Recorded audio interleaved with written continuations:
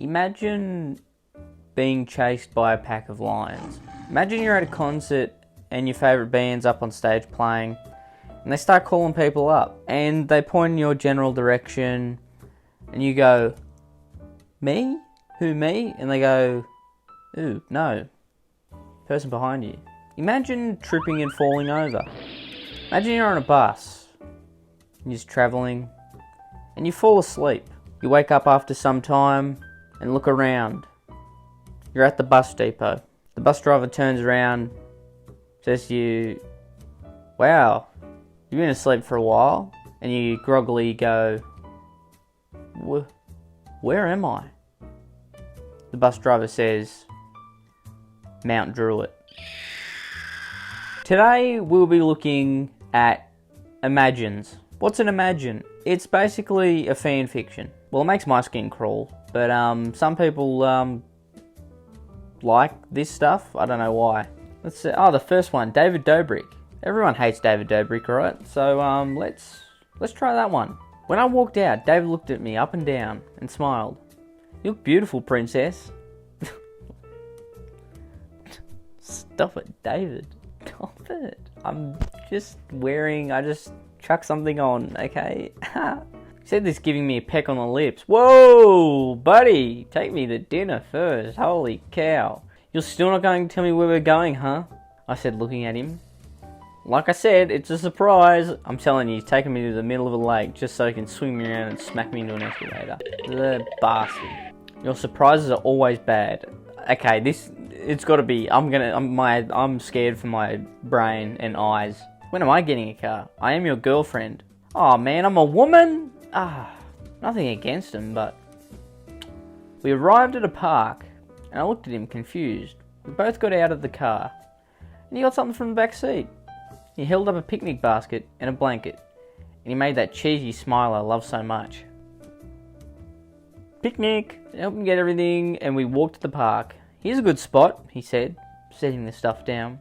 We had a nice view of all the buildings of Los Angeles, and the stars in the sky.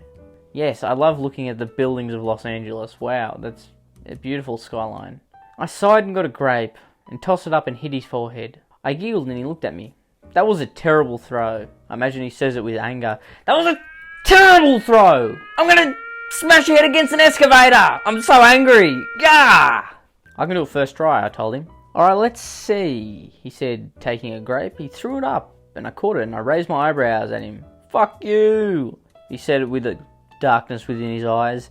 "I wanted to do something special for you," he said, looking at me. "Buying me a car would be nice." "Okay, relax, gold digger, my god." "Your name?" "That's my name," he said, laughing. I laughed too, and then I rested my head on his chest. I listened to his heartbeat, and felt his chest go up and down slightly as he breathed. "Okay, Jeffrey Dahmer, what are you going to do? Cut it out, you freak." As we were driving home, I was dozing in and out of sleep. I tried staying awake, but I couldn't, and I fell fast asleep. After a while, I felt the car stop and heard the car door open and close. I looked out the window and saw a big lake, and in the middle of it was an excavator. "Good night, your name. I love you." "Good night, Davey." Ooh. David rested his head on mine, and we both fell asleep. Continue reading next part. There's a next part? Why is there so many parts? Who has this time? Who has this sort of time? "David, I got you some food," I called, walking into the house. David was sitting on the couch looking down. He looked really sad. "I need to talk to you for a minute. Here comes the prank, where I throw you against an excavator." Is that getting old yet, or is that still funny? I don't know. Well, I'm laughing on the inside. "Is something wrong?" "Yeah, there is. I don't think we should be together anymore," he said, looking at me. I started to cry when David saw me. He started to cry. "You know what? Don't even talk to me. You told me that you could see yourself marrying me and having kids in the future." "Whoa, okay, buddy, you need to relax. You haven't even bought me a car yet. Okay, when you buy me the car, then I might think about kids." "Calm down, it's not real." I looked at him confused, and he wrapped his arms around me. "It was just a prank." "Welcome to David Pranks. I'm doing all the pranks. From breaking up with my girlfriend to throwing people's heads against excavators. We're doing them all. Subscribe to my excavator throwing against pranks and more. Next, I'm going to throw my girlfriend down a well. It's going to be fun." "I hate you," I said, walking off. He followed me and scooped me up and set me down on our bed. There's no way David Dobrik could pick anyone up. He would be the one getting picked up. "Look at me."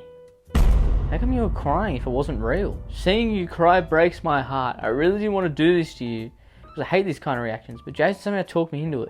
Bro, I've got a backbone, man! What do you mean?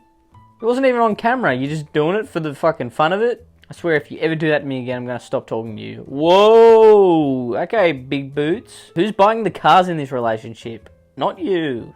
He gave me a kiss. Pulled away after a few seconds and I moved his messy hair away from his face. I moved his receding hairline away from his mouth. I really am sorry, he said. It's okay, baby. I'm mad at Jason though. What? He just suggested that you should do it. How was this? He didn't do it. It wasn't his fault. David chuckled and then he pecked my lips softly. Ugh. He said, I giggled and got up and followed him to the kitchen, where we ate our food. Well, I've had enough of reading about David Dobrik fan fiction. Fuck. I've had enough of reading David Dobrik fan fiction for one day. How do I feel after it? I feel sick. I feel ill. I feel like I may be passing away.